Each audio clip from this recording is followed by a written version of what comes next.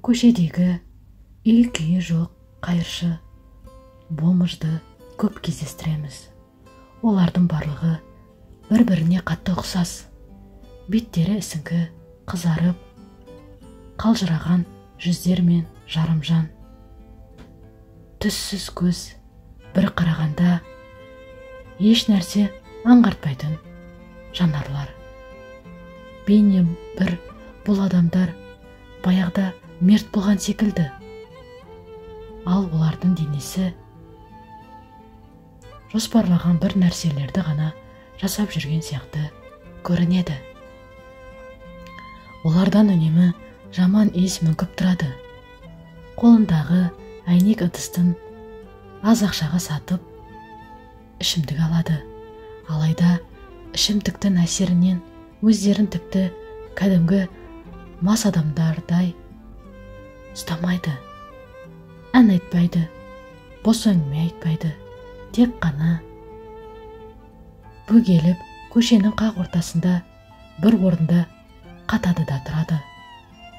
Таң сәріден қоқыс жәшіктерін аралап, күні бойы соны күзетумен жүретін қайыршының әдеттегі түрі осындай.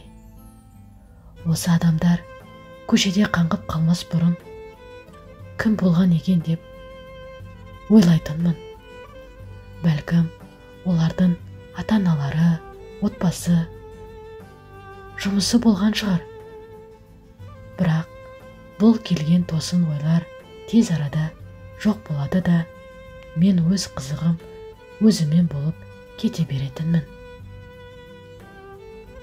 Осындай ой үйімнің алдындағы қоқыс жәшігін ақтарып жатқан, мойнында мойын орағышы бар бір қайыршыны көргенде келген еді.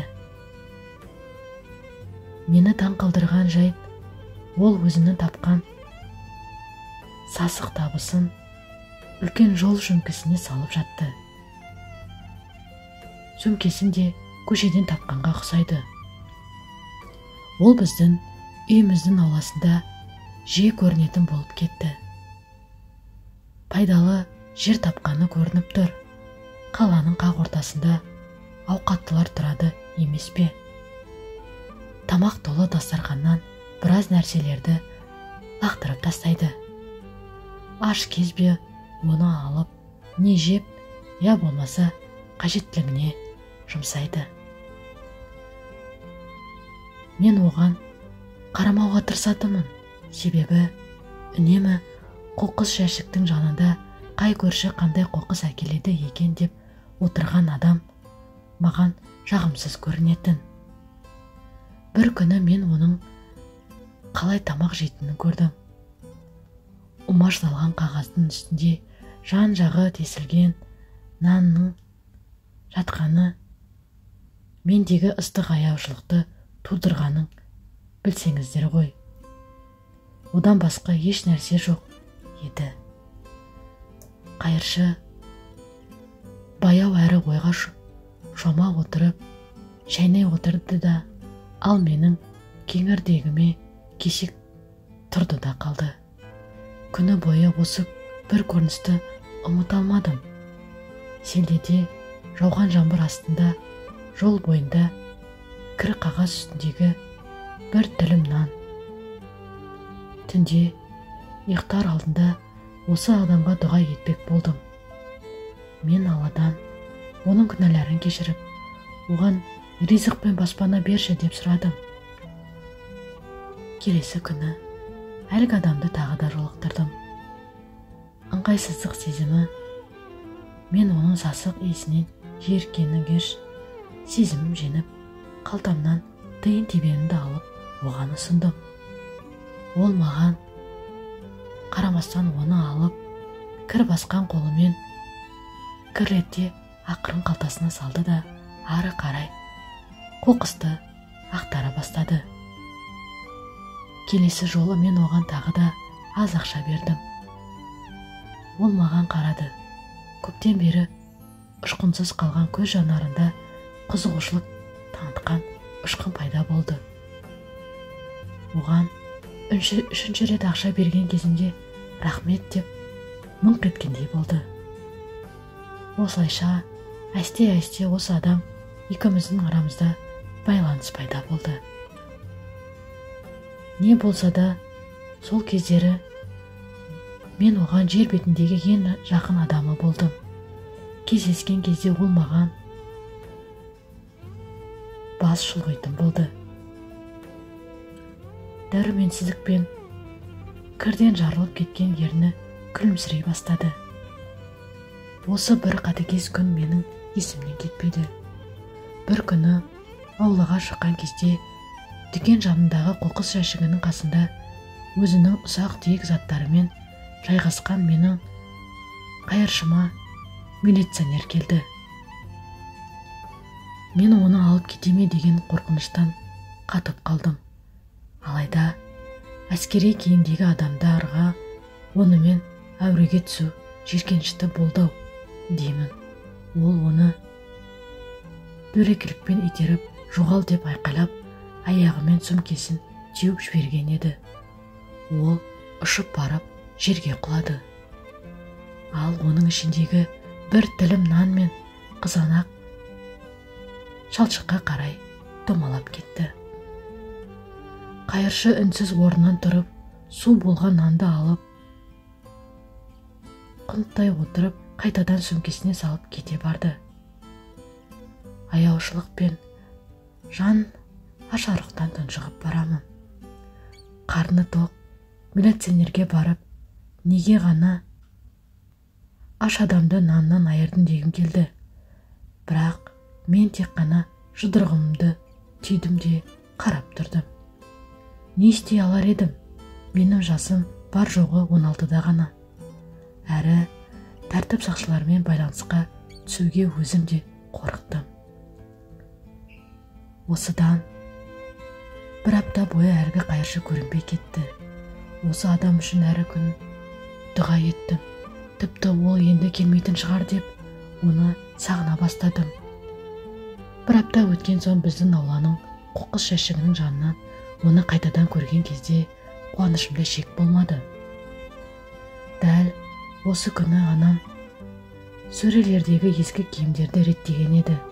Мен анама жақындап, ауладағы қайыршыны байқады ма, жоқ па деп сұрадым. Осыдан соң оған ескі аяқ киім мен жейделер тауып беруді өтіндім. Анам киім-кешектерді жинап берген соң қоқыс жәшігінің жанында ұйықтап жатқан еркектің жанына қойдым. Ол көзін ашып, сөмке толы заттарды көрген кезде асықпай, ақтарып алсын деп қашып кеттім.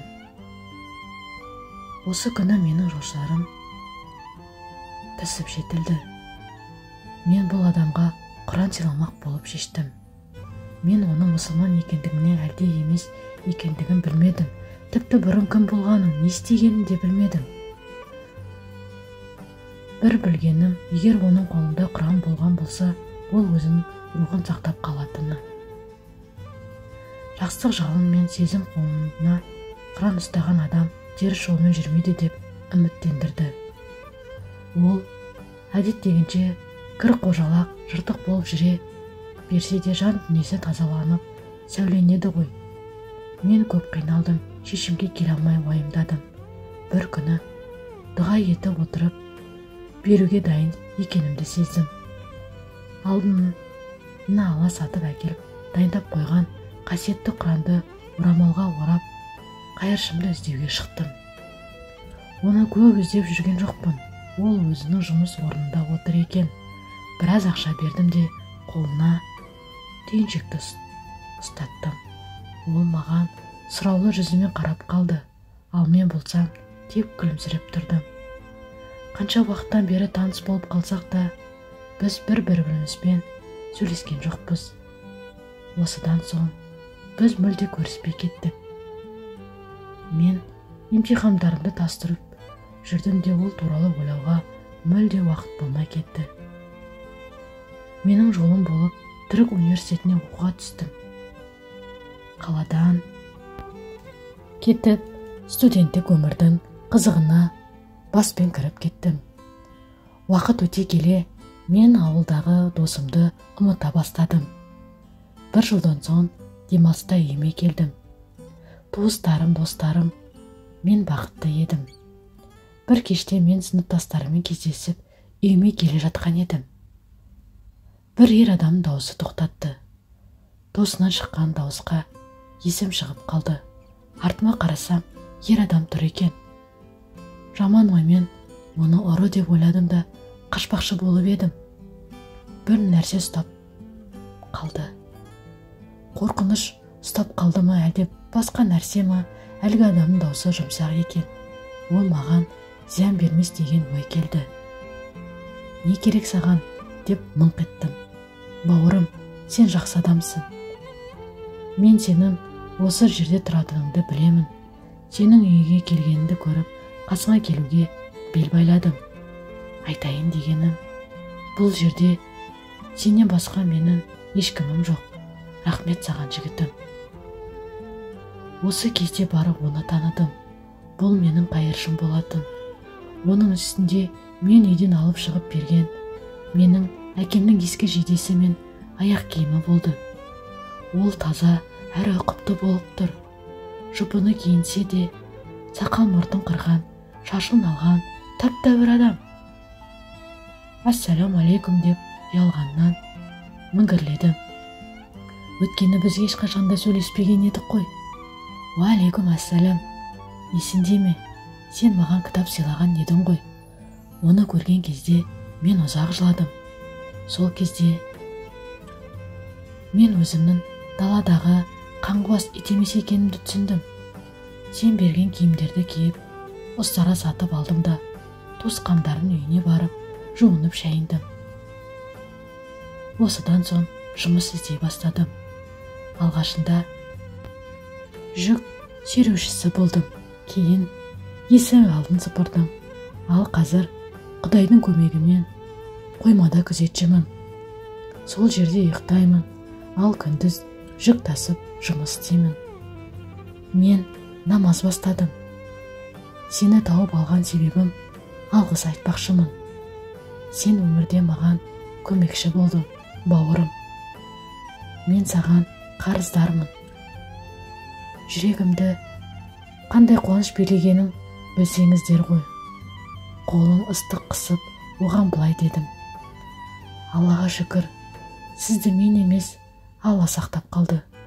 Субханалла. Ол менің қолымды күлімде қысып, біраз тұрды да қоштасып кете барды. Мен үйіме жүгіріп кіре сала, бөлменің есігін жауып алып, Алла тағалаға мадақ ретінде осы адамның себебімен менің жүрегіме нұрландырғаны үшін және де жасаған амалымның жемісін көргенім үшін 2 рет сәжде жасадым. Алла ұлық. Ислам жайлы білуге қақылы адамдардың барын ұмытпайықшы. Исламға шақыру әрбір мұсылманның борышы. Ақиқатты жылы сөзбен жеткізейік, ағайын.